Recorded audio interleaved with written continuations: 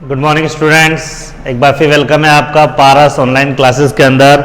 और इस बार हम लोग जो टॉपिक डिस्कस करने वाले हैं इट्स वेरी वेरी इंपॉर्टेंट। और यूँ कहें कि साइंस लेवल का, बायोलॉजी या मैथमेटिक्स लेवल का कोई भी एग्जाम हो उसमें एक आध क्वेश्चन ही आता है।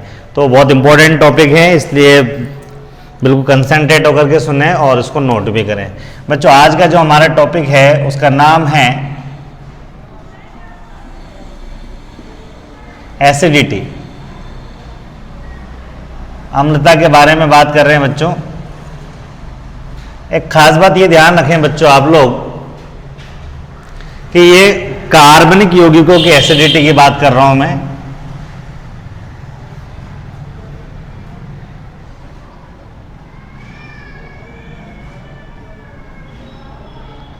जितने भी ऑर्गेनिक कंपाउंड होते हैं,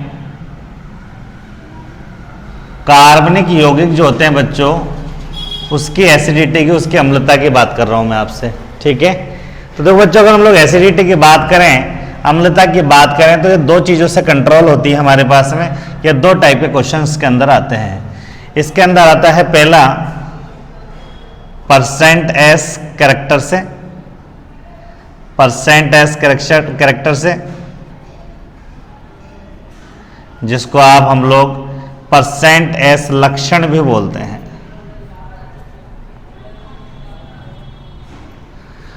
और दूसरा होता है इसके अंदर इंडक्टिव इफेक्ट्स है। इंडक्टिव इफेक्ट या जिसको बोलते हैं हम लोग प्रेरणिक प्रभाव, ये अपने आप में एक टॉपिक है, पढ़ाएंगे हम लोग। अभी केवल अम्लता की बात करूंगा मैं आपसे। परसेंटेज कैरेक्टर के बारे में आपको एक बात ध्यान रखनी है बच्चों, और वो बात क्या है? वो बात ये है बच्चों कि जो अम्लता होती है, जो अम्लता होती है वो डायरेक्टली प्रोपोर्शनल होती है, सीधे ही समानुपाती होती है परसेंट एस लक्षण के। ये बात ध्यान रखें आप लोग। जितने ज़्यादा परसेंट एस लक्षण होंगे, अम्लता उतनी ज़्यादा होगी। इसको यूं भी कह सकते हैं आप लोग कि परसेंट एस लक्षण आप जानते ही हैं, नहीं जानते मैं बता देता हूं। जहां ट्रिपल बॉन्ड होता है वहां आपको मालूम है बच्चों sp संकरण होता है, और जहां sp संकरण होता है वहां 50% एस लक्षण होते हैं, 50% एस कैरेक्टर होते हैं। CH मतलब कैरेक्टर, लक्षण ही लिख देता हूं चलिए। इसी तरीके से अगर हम लोग बात करें जहां डबल बॉन्ड होता है वहां sp2 संकरण पाया जाता है,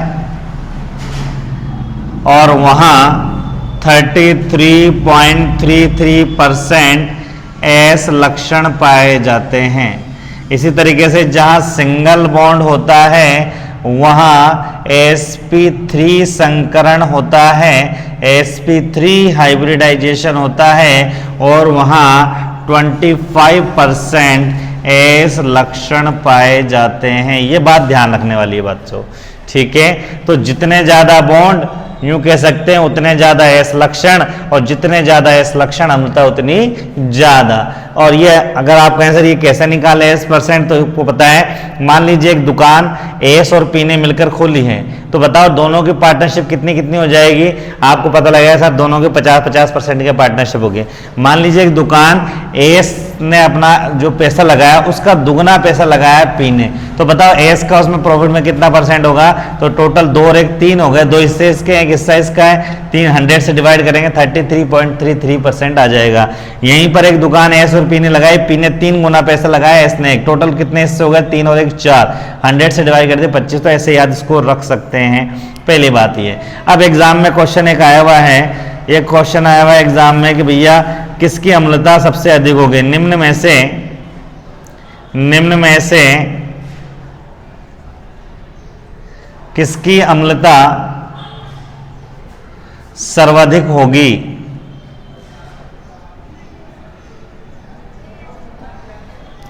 ऑप्शन ए दिया CH3 single bond CH3, option B दिया CH2 double bond CH2, option C दिया CH triple bond CH, option D दिया नन। उपरोक्त में से कोई नहीं।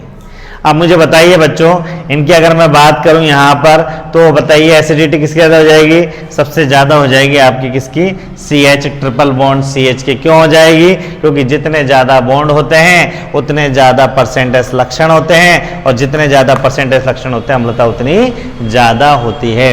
तो एसिडिटी का अगर बॉन्ड के बेस पर अगर क्वेश्चन आता है तो इस बेस पर आप आंसर दे सकते हैं। और उम्मीद है आपको ये समझ में आ गया होगा कि how can we solve the question of acidity on the basis of percentage character. Percentage character के बेस पर एसिडिटी किस तरीके से सॉल्व की जा सकती है, कैसे शॉर्ट आउट की जा सकती है। ये रिसेंटली जेट के एक आध साल पहले वाले क्वेश्चन एग्जाम में क्वेश्चन आया हुआ था, एज इट इज क्वेश्चन है। ठीक है बच्चों, बात समझ में आ गई आपको। इसके अंदर एक बात और की जा सकती है, अगर आप चाहें तो इसमें एक चीज और आप ध्यान रख सकते हैं। वो क्या है बच्चों? इसको थोड़ा सा मैं करेक्ट कर देता हूं। इसको मान लीजिए मैंने यहां लिखा परसेंट एस लक्षण जितने ज्यादा होंगे अम्लता उतनी ज्यादा होती है। ये तो मैंने बता दिया आपको, लेकिन एक बात और ध्यान रखें बच्चों कि जितने ज्यादा बॉन्ड होते हैं, जितने ज्यादा बॉन्ड होते हैं तो बॉन्ड एनर्जी उतनी ज्यादा होती है और बॉन्ड लेंथ उतनी कम होती है। बॉन्ड लेंथ मतलब बंध लंबाई। तो यहां पर क्वेश्चन ये भी पूछा जा सकता है कि बताओ सबसे ज्यादा बंध ऊर्जा किस में होगी? इसके अंदर हो जाएगी।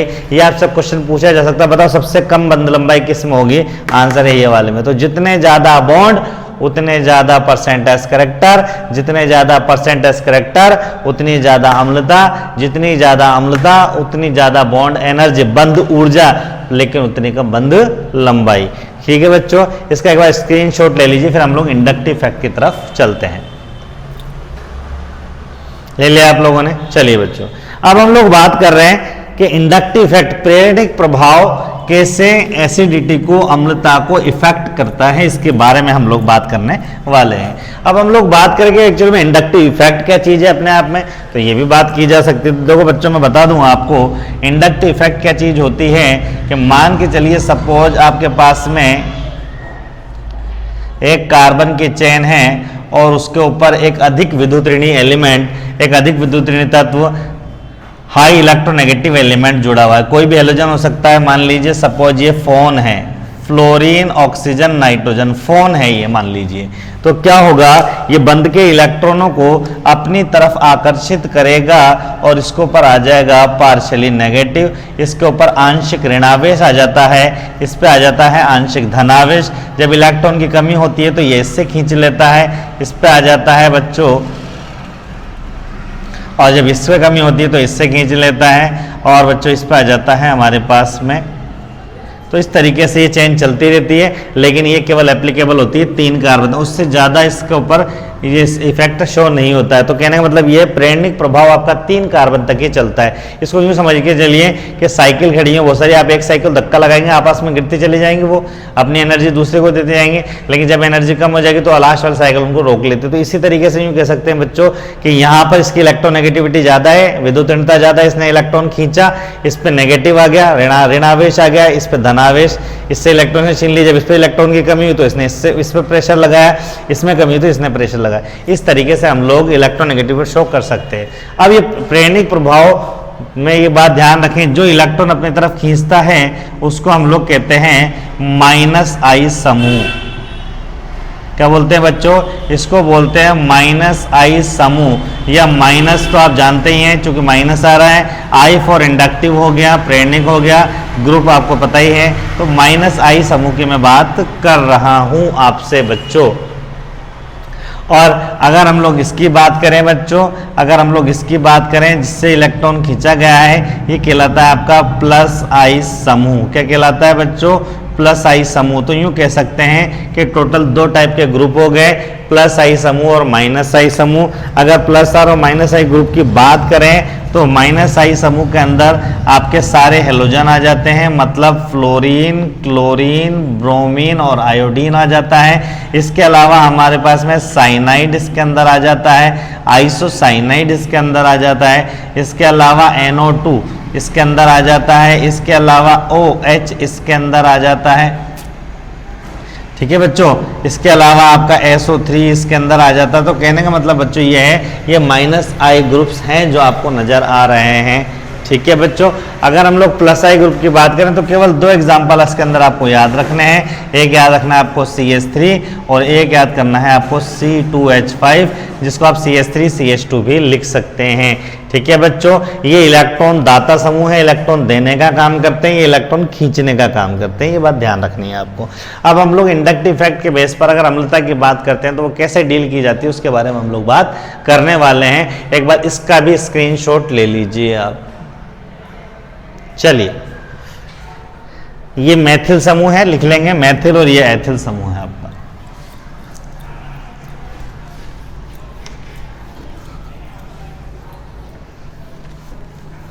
तो बच्चों हम लोग बात कर रहे हैं आपसे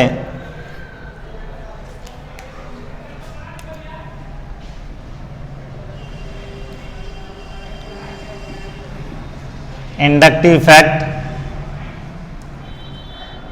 से क्या निकाल रहे हैं हम लोग,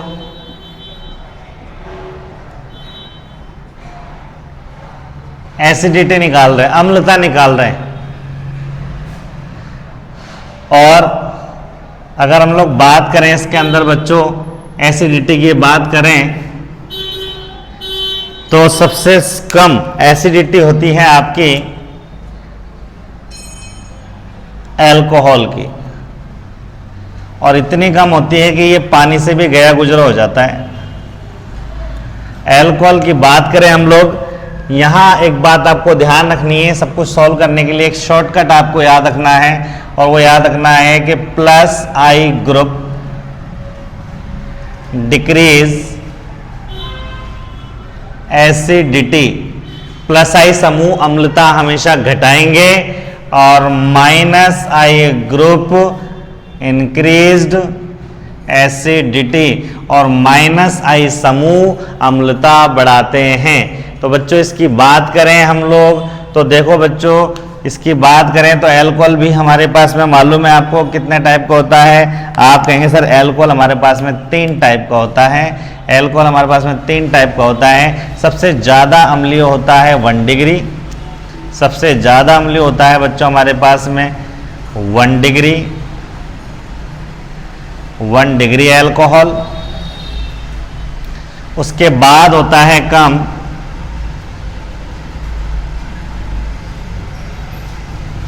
2 डिग्री अल्कोहल। इसको थोड़ी जगह कम है बच्चों, दोबारा लिख रहा हूं मैं। सबसे ज्यादा हो गया हमारे पास में 1 डिग्री अल्कोहल। उसके बाद होता है 2 डिग्री अल्कोहल, और सबसे कम होता है हमारे पास में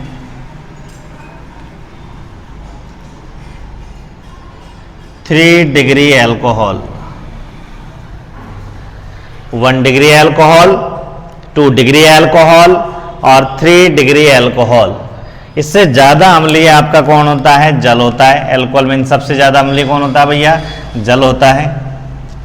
अब यहाँ एक क्वेश्चन आता है कि सर ऐसा हुआ कैसे? तो देखो बच्चों, पहले मैं क्वेश्चन बता रहा हूं आपका, the water is more acidic then alcohol. अम्ल जल जो है ज्यादा अम्लीय है अल्कोहल से। क्यों?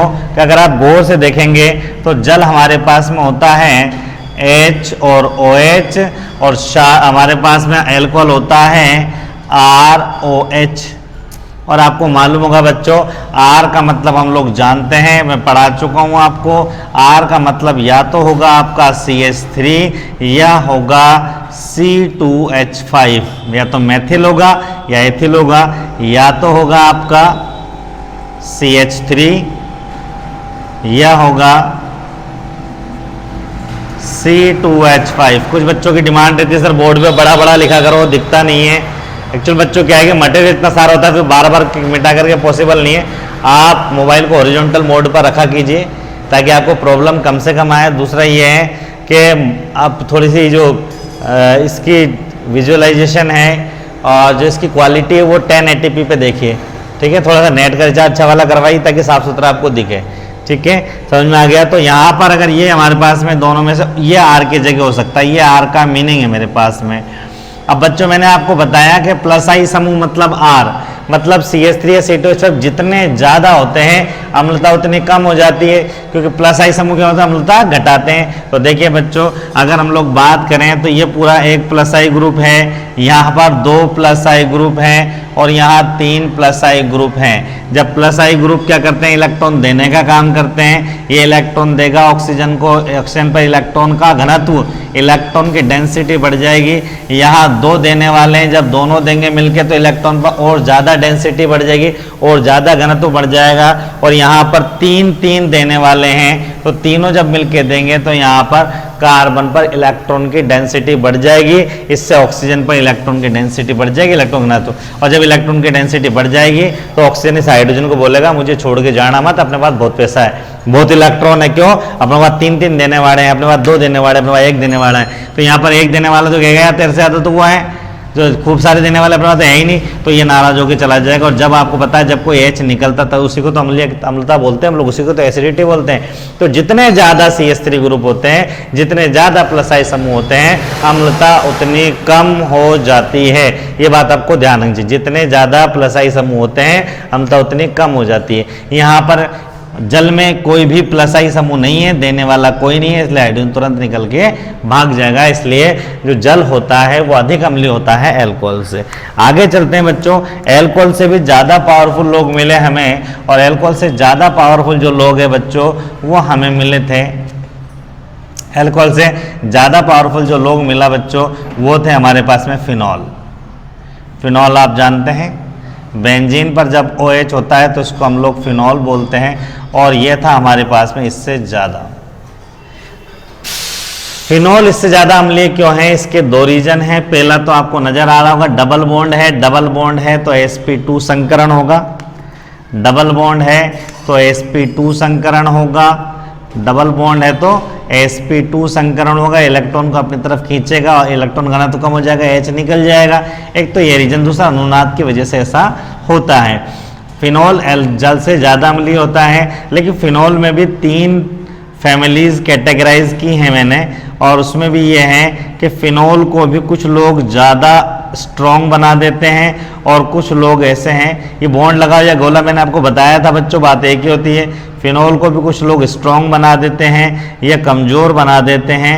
वो क्या है बच्चों, अगर मान लीजिए फिनॉल पर कोई इलेक्ट्रॉन विड्रॉइंग ग्रुप जुड़ जाता है, फिनॉल पर यदि कोई इलेक्ट्रॉन विड्रॉइंग ग्रुप, इलेक्ट्रॉन दाता समूह जुड़ जाता है तो क्या होता है बच्चों, उसकी अम्लता बढ़ जाती है। और अगर फिनॉल पर कोई प्लस आई समूह जुड़ जाता है तो उसकी अम्लता घट जाती है। तो कहने का मतलब ये बच्चों, जब हम लोग बात करेंगे फिनॉल की तो ये चेक कर लेना आप लोग कि फिनॉल अकेला है या इस पर कोई ग्रुप भी जुड़ा हुआ है। फिनॉल की बहुत सारी प्रॉपर्टीज, अलग एसिडिटी के क्वेश्चन आते हैं, सबको डिटेल से बात करेंगे। अभी मैं शॉर्ट में बात कर रहा हूँ आपसे, और शॉर्ट में बात ये कर रहा हूँ कि भैया जब अम्लता फिनॉल के चारों ऑप्शन में आपके फिनॉल ही फिनॉल अगर आपको नजर आ रहा तो फिर आप देख लेना ग्रुप उस पर कौन सा जुड़ा हुआ है, कि ग्रुप के बेस पर हम लोग उसकी एसिडिटी और बेसिडिटी कंट्रोल करेंगे। इसके आगे चलते हैं बच्चों हम लोग।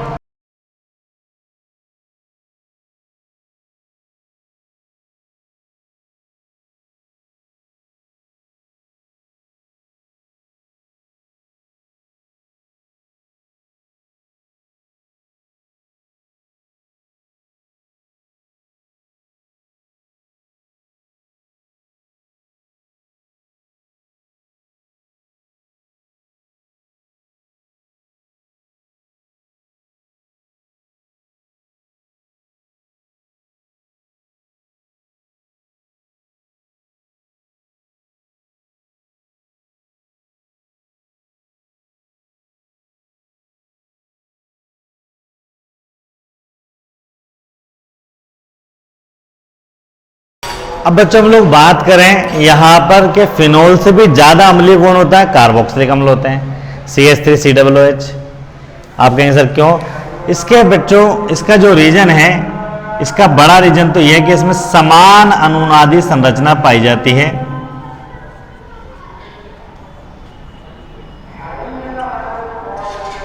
कैसे, बता देता हूं आपको।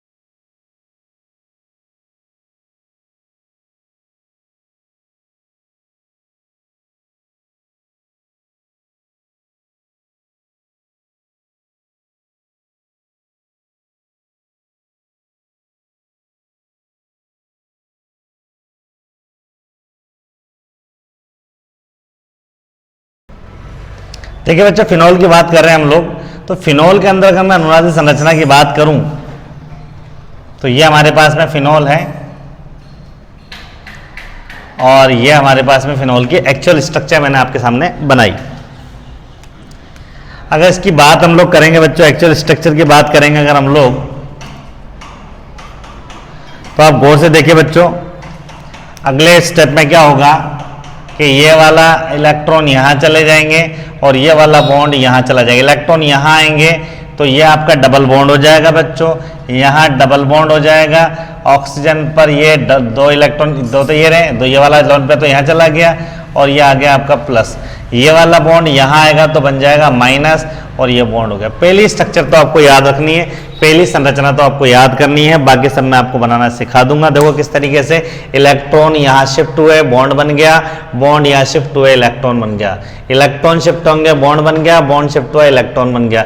आपको समझ में आ गया होगा, बॉन्ड बन जाएगा। अब उसके बाद आपको ध्यान रखना है, जब जब आप माइनस को शिफ्ट करोगे तो बॉन्ड बनेगा और बॉन्ड को शिफ्ट करोगे तो माइनस बनेगा। अगर आप गौर से देखेंगे बच्चों तो हमारे पास में, अगर इसका आप गौर से नोटिफाई करेंगे तो हमारे पास में ये जो माइनस है वो शिफ्ट होगा यहाँ और ये बॉन्ड शिफ्ट होगा यहाँ। माइनस शिफ्ट होता है तो बॉन्ड बनता है, बॉन्ड शिफ्ट होता है तो माइनस बनता है। इस पर आपने कुछ काम नहीं किया, ये एज इट इज अपनी जगह पर है, ये दोनों अपनी जगह पर एज इट इज हैं और ये एच अपनी जगह पर एज इट इज है, प्लस अपनी जगह पर है।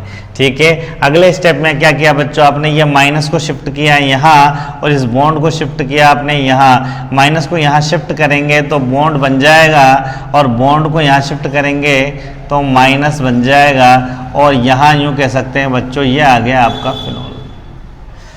इस पे आपने कोई वर्क नहीं है, ये बॉन्ड अपनी जगह एज इट इज है। अगले स्टेप में ये माइनस शिफ्ट होगा यहाँ और ये बॉन्ड वापस अपनी जगह पे चला जाएगा। तो जब बॉन्ड अपनी जगह पे चला जाएगा तो ये वापस इलेक्ट्रॉन अपने जैसे पहले इलेक्ट्रॉन तो वैसे ही बन जाएंगे। ये माइनस यहाँ आ जाएगा, शिफ्ट इलेक्ट्रॉन बन जाएगा, बॉन्ड बन जाएगा और ये इसकी हो जाएगी आपकी फिनोल की अनुनादी संरचना है। तो अगर आप इसको गौर से देखें बच्चों, अगर आप इसको गौर से नोटिस करें तो ये फिनोल की अनुनादी संरचनाएं हैं, जिसको मैं एक बार और आपको क्लियरिफाई कर देता हूं। तो देखिए बच्चों, इलेक्ट्रॉन शिफ्ट होगा तो बॉन्ड बनेगा, बॉन्ड शिफ्ट होगा तो माइनस बनेगा।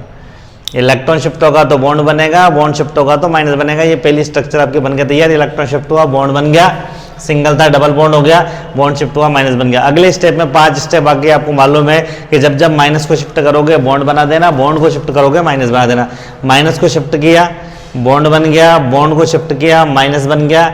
यहाँ पर कोई काम नहीं किया आपने, या एज इट इज अपनी जगह पर है, बना दिया। उसके बाद अगले स्टेप में क्या हुआ, यहाँ मेरे पास माइनस शिफ्ट हुआ, बॉन्ड बना दिया, बॉन्ड शिफ्ट हुआ, माइनस बना दिया, माइनस शिफ्ट हुआ, बॉन्ड बना दिया, बॉन्ड शिफ्ट हुआ, इलेक्ट्रॉन वापस बन गया आपका। तो आपको गौर से देखने के बाद आपको पता सीधा सीधा लग जाता है कि भैया कैसे इलेक्ट्रॉन की शिफ्टिंग हो रही है, और इसी को बोलते हैं हम लोग फिनोल की अनुनादी संरचनाएं। यहाँ पर देखिए बॉन्ड शिफ्ट हुआ, ये एसिटिक एसिड है, CH3COOH, H निकाल दिया, H प्लस तो O माइनस बच गया, ये O माइनस है, तो माइनस शिफ्ट हुआ तो देखो बॉन्ड बन गया, और बॉन्ड शिफ्ट हुआ तो माइनस बन गया। जब देखोगे तो ये दोनों संरचनाएं आपको एक जैसे नजर आती है। तो यूँ कह सकते हैं एसिटिक अम्ल में समान अनुनादी संरचनाएं पाई जाती हैं, जबकि उसमें असमान अनुनादी संरचनाएं पाई जाती हैं। इसलिए यूँ कह सकते हैं बच्चों के जो एसिटिक अम्ल होते हैं वो ज्यादा अम्लीय होते हैं as compare to phenol, as compare to phenol. तो ये बात भी आपको ध्यान रखने वाली बात है। तो इसमें एक कारण तो हो गया अपने पास में अनुनादी संरचना। दूसरी बात ये है कि जो इलेक्ट्रॉन जो यहाँ पर जिस कार्बन पे है, जिस इलेक्ट्रॉन जिस माइनस जिस एलिमेंट पे है वहाँ पर उस ऑक्सीजन को ऑक्सीजन ने होल्ड किया हुआ है। उसके बाद में दूसरा ऑक्सीजन, दो समान पावर का ऑक्सीजन इसके पास में, जबकि इसके पास एक ही पावर वाला ऑक्सीजन है। तो यूँ कह सकते हैं बच्चों इसलिए भी जो एसिटिक एसिड होते हैं वो ज़्यादा अम्लीय होते हैं। किससे बच्चों? फिनॉल से। इसके बाद में अगर हम लोग बात करें फॉर्मिक एसिड की, तो इसका रीजन वही है सेम जो वाटर का था, क्योंकि इसमें यहाँ पर COOH तो कॉमन है, यहाँ भी आपको COOH नजर आ रहा है, यहाँ भी आपको COOH नजर आ रहा है, लेकिन यहाँ पर कोई प्लस आई समूह नहीं है। यहाँ प्लस आई समूह और प्लस आई समूह अम्लता घटा देते हैं, इसलिए फॉर्मिक अम्ल क्या होता है बच्चों? एसिटिक अम्ल से अधिक अम्लीय होता है। तो सीधी सीधी सी बात करें कि अगर हम लोग बात करें एल्कोहल की, तो केवल अगर एल्कोहल पे से क्वेश्चन बनता है, सारे ऑप्शन एल्कोहल वाले होते हैं, तो आप चेक कर लेना उसके अंदर जिसमें जितने ज्यादा CH3 होंगे उतना कम अम्लीय होगा। ये बात ध्यान रखना, जिसमें जितने कम होंगे उतना अधिक अम्लीय होगा। फिर अगर एल्कोहल के साथ में वाटर भी दिया हो तो आपको ध्यान रखना है कि वाटर एल्कोहल से ज्यादा अम्लीय होता है, जल अल्कोहल से अधिक अम्लीय होता है। रीजन आप बता देंगे, रीजन आप क्या बताएंगे कि भैया इसके अंदर कोई भी प्लस आई समूह नहीं है, जबकि इसमें प्लस आई समूह आपको नजर आ रहा है। उसके बाद में अगला चलते हैं, तो जल से भी ज्यादा अम्लीय होता है आपका फिनोल, और फिनोल का अधिक अम्लीय होने का रीजन आप बता देंगे कि भैया इसके अंदर क्या है। इसके अंदर एक तो अनुनाद पाया जाएगा, क्योंकि sp2 संकरण है, मैंने आपको बताया। इसके अंदर एक तो मैंने आपको बताया भैया कि इसमें sp2 संकरण है, sp2 संकरण है, तो sp2 संकरण की वजह से परसेंट एस कैरेक्टर जो है वो इसके अंदर परसेंट एस कैरेक्टर ज्यादा है, इससे इलेक्ट्रॉन खींचेगा और H प्लस निकल जाएगा। दूसरा रीजन है इसमें अनुनाद, तो फिनोल जो है जल से अधिक अम्लीय है, क्योंकि इसमें अनुनाद पाया जाता है और इसमें परसेंटेज कैरेक्टर होते हैं। अब फिनोल में भी आपको ये देख लेना है कि भैया माइनस आई समूह जुड़ रहा है या प्लस आई समूह। इसको इलेक्ट्रॉन विड्रॉइंग ग्रुप भी बोलते हैं, इलेक्ट्रॉन अपनयन समूह भी बोलते हैं, इसको इलेक्ट्रॉन विमोचक समूह भी बोलते हैं। ठीक है बच्चों, तो यहाँ पर ये इलेक्ट्रॉन खींचने वाला है, यहाँ इलेक्ट्रॉन ये देने वाला है। तो जब देने वाला जुड़ा होगा तो वो कम अम्लीय, निकालने वाला बना होगा तो अधिक क्षारीय होगा, अधिक अम्लीय होगा वो। फिनोल से ज्यादा अम्लीय होता है आपका एसिटिक एसिड, एसिटिक अम्ल। इसमें भी आपको रीजन मैंने बता दिया बच्चों, इसमें रीजन बता दिया आपको अनुनादी संरचना वाला, कि इसमें समान अनुनादी संरचना पाई जाती है, जबकि उसमें असमान अनुनादी संरचना पाई जाती है। इसमें जो इलेक्ट्रॉन का जो स्थानांतरण होता है दोनों प्रबल यूँ कह सकते हैं प्रबल विद्युत ऋणी तत्व के मध्य होता है, ऑक्सीजन के मध्य होता है, जबकि वहाँ कार्बन होता है इसके पास में, और इससे ज्यादा अम्लीय होता है आपका फॉर्मिक एसिड। तो बच्चों सीधी सीधी सी बात है, ये एसिडिटी के इस टाइप के क्वेश्चंस बनते हैं, या तो पूरे ग्रुप में से बनेंगे। लेकिन इसके अंदर भी काम की बात है बच्चों कि अगर हम लोग बात करें इसके अंदर कि भैया फिनोल के अंदर भी इंटरनल कुछ क्वेश्चंस हैं, और इस तरीके से एसिटिक एसिड के अंदर भी कुछ इंटरनल क्वेश्चंस है, तो इसके अंदर एक लेक्चर हमारा और रिक्वायर्ड है। तो अगले लेक्चर में हम लोग बात करेंगे कि और कितने टाइप के क्वेश्चंस में सब बन सकते हैं। तो कहने का मतलब यह है कि बच्चों एसिडिटी का यह टॉपिक 2 लेक्चर्स के अंदर बिल्कुल फिनिश हो जाएगा आपका, जिसमें आपको यह टेंशन करने की जरूरत नहीं है कि यार क्वेश्चन कौन सा आएगा। ये 1.5-2 पेज का आपका मटेरियल है, 1.5-2 पेज का मटेरियल अगर आप पढ़ लेते हैं तो ये श्योर है कि आप अम्लता और क्षारकता, एसिडिटी और बेसिसिटी के जितने भी क्वेश्चन आएंगे वो आप इजी गोइंग सॉल्व कर सकते हैं। बात समझ में आ गई बच्चों। अगर मान लीजिए यहाँ पर एक क्वेश्चन दे दिया जाए, आपको क्वेश्चन दे दिया जाए और क्वेश्चन कह दिया जाए निम्न में से कौन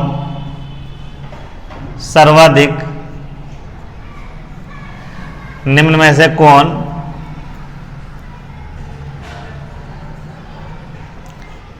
निम्न में से कौन सर्वाधिक अम्लीय, which is most acidic in following, option A दिया उसने जल, ऑप्शन बी दिया उसने एल्कोहल, ऑप्शन सी दिया उसने फिनॉल और ऑप्शन डी दिया उसने फॉर्मिक अम्ल। बोलिए आंसर बोलिए। आंसर हो जाएगा आपका फॉर्मिक एसिड। इस तरीके से बच्चों हम लोग ऐसे क्वेश्चन पूछे जा सकते हैं। ये सारे क्वेश्चन की प्रैक्टिस जिससे मैंने मेल्टिंग और बॉइलिंग पॉइंट कराई है, ये चैप्टर इस लेक्चर के लास्ट में मैं कराऊंगा आपको। तो अब आपका काम ये बच्चों के एसिडिटी के जो टॉपिक है वो ढंग से क्लियर करके जाएं। कोई भी डाउट्स आते हैं तो बताते रहें बच्चों। एक बार फिर ये कहना चाहूँगा, पारस के साथ जुड़ते रहें और अपने दोस्तों को जोड़ते रहें। मिलेंगे अगले लेक्चर में जिसमें भी हम लोग बात करेंगे अम्लता और क्षारकता के बारे में। तब तक के लिए धन्यवाद।